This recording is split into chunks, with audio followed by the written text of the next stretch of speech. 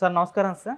నమస్తే. సార్ వల్లభనేని వంశీ అజ్ఞాతంలోకి వెళ్ళిపోయాడు, లేదా కనిపించడం లేదు, పరారిలో ఉన్నాడు, దేశం విడిచి పారిపోయారు అని చెప్పేసి ఇటువంటి వార్తలు ఆయన ఇప్పుడు ప్రచారంలో ఉన్నాయి సార్. ఆయన మీద ఒక కేసు కూడా రెడీగా ఉంది. పోలీసులు కూడా ఆయన వెతికే పనిలో పడ్డారు అని చెప్పేసి వార్తలు అయితే వస్తున్నాయి సార్. నిజంగా ఆయన పారిపోయారా? ఇప్పుడు ఆయన మీద నమోదైన కేసు ఏంటి? మరి దాని గురించి ఏం చెప్తారు సార్ మీరు? అంటే వల్లభనేని వంశీ గన్నవరం టీడీపీ ఆఫీస్ మీద దాడి చేశాడు. ఆయన దాడి చేయలేదు, దాడి జరిగింది. ఓకే. దాడి జరిగిన మాట వాస్తవం. ఆ వీడియోలు ఆ కటింగ్స్ అందరూ చూశారు. అదే సందర్భంగా తెలుగుదేశం నాయకులను అరెస్ట్ చేశారు, పట్టాభిని అరెస్ట్ చేశారు. కొట్టారు నన్ను అని కూడా ఆయన బయటకు వచ్చి చెప్పుకున్నాడు.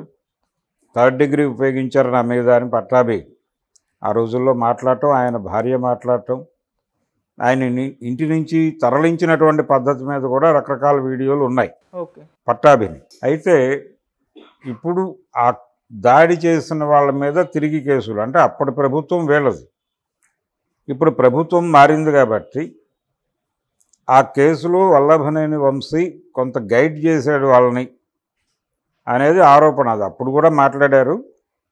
అదే ఆరోపణల ప్రాతిపదికగా ఇప్పుడు వచ్చినటువంటి కొత్త డిఎస్పి ఇలాంటి నిర్ణయం తీసుకుని ఈయన అరెస్ట్ చేస్తాడు. ఆల్రెడీ ఆయన తిరుగుతున్నాడు, ఈయన పరారీలో ఉన్నాడు, ఎక్కడున్నాడో తెలియదు. ఆయన దేశం దాటి వెళ్ళిపోయాడా, లేకపోతే దేశీయంగానే ఉన్నాడా, దేశంలో ఇంకెక్కడైనా ఉన్నాడా, లేకపోతే గన్నవరం పక్కన ఉన్నటువంటి విజయవాడలో ఉన్నాడా అనేది చర్చ.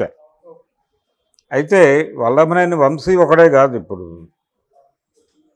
అక్కడ మంగళగిరి దగ్గర ఉన్నటువంటి తెలుగుదేశం పార్టీ కేంద్ర కార్యాలయం మీద కూడా ఓ దాడి జరిగింది. ఆ దాడి జరిగినప్పుడు 21 అక్టోబర్లో జరిగింది ఆ దాడి. ఇవన్నీ అదే టైంలో జరిగిన దాడులే కాబట్టి ఆ దాడి సందర్భంగా పోలీసుల్ని ఇన్వాల్వ్ అవ్వద్దు అని చెప్పి వైసీపీ కార్యకర్తలు దాడి చేస్తాము అని చెబితే మీరు దాడి చెయ్యండి అని వాళ్ళకి చెప్పి, పోలీసులారా మీరు ఇన్వాల్వ్ అవ్వకండి, వీలైతే అక్కడి నుంచి తప్పుకోండి అని చెప్పి పోలీసుల్ని తప్పించి ఆ దాడికి సహకరించాడు అనే ఉద్దేశంతో సజ్జల రామకృష్ణారెడ్డి మీద కూడా ఒక కేసు ఫైల్ చేయడానికి ప్రయత్నాలు జరుగుతున్నాయి. ఆ రోజున కేంద్ర కార్యాలయం మీద దాడి చేసిన వాళ్ళలో, దాడి నిర్వహించిన వాళ్ళలో దేవినేని అవినాష్ ఉన్నాడనే మాట కూడా బయటకు వచ్చింది.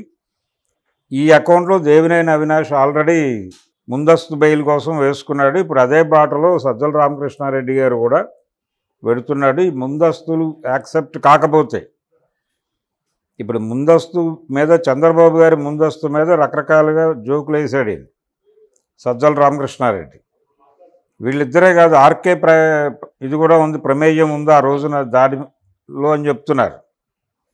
ఎవరు? మంగళగిరి మాజీ ఎమ్మెల్యే రామకృష్ణారెడ్డి, వారి పాత్ర కూడా ఉంది అని మాట్లాడుతున్నారు. ఇప్పుడు వీళ్ళందరి మీద కలిపి కేసు పెట్టి వీళ్ళందరినీ లోపల వేయాలనేది ఒక ప్రోగ్రాం నడుస్తోంది. ఇలా కార్యాలయాల మీద దాడులు జరిగి ఎక్కడెక్కడ జరిగినాయో, అది గన్నవరం కావచ్చు, కేంద్ర కార్యాలయం కావచ్చు, ఇప్పుడు వీళ్ళందరూ కూడా కోర్టుకు వెళ్ళి ముందస్తు బెయిళ్లు పెట్టుకునేటువంటి పనిలో ఉన్నారు. ఈ ముందస్తు బెయిళ్లు అడ్మిట్ అయితే బయట ఉండి కోర్టు వాయిదాలకు వెళ్తారు, లేకపోతే లోపల నుంచి వాయిదాలకు వెళ్తారు. లోపల నుంచి వాయిదాలకు వెళ్ళిన తర్వాత కొద్ది రోజులకి న్యాయస్థానానికి నమ్మకం కుదిరితే బెయిల్ ఇస్తారు, బయటకు వస్తారు.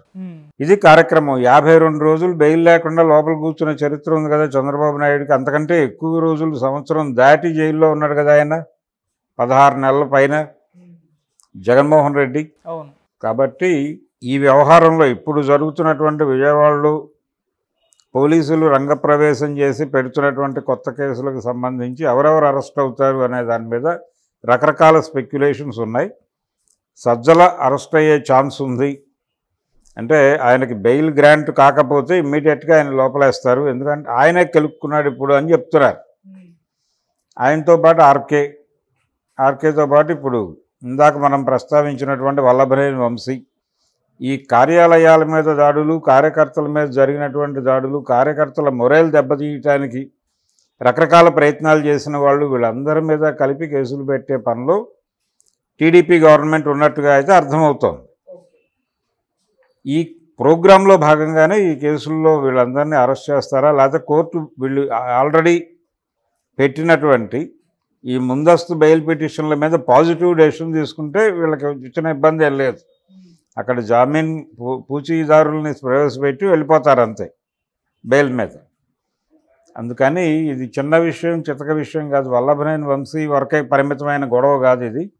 వైఎస్ఆర్ పార్టీతో లింక్ అయి ఉన్నటువంటి గొడవ కాబట్టి దీన్ని ఆ బ్రాడర్ వ్యూలోనే చూడాలి.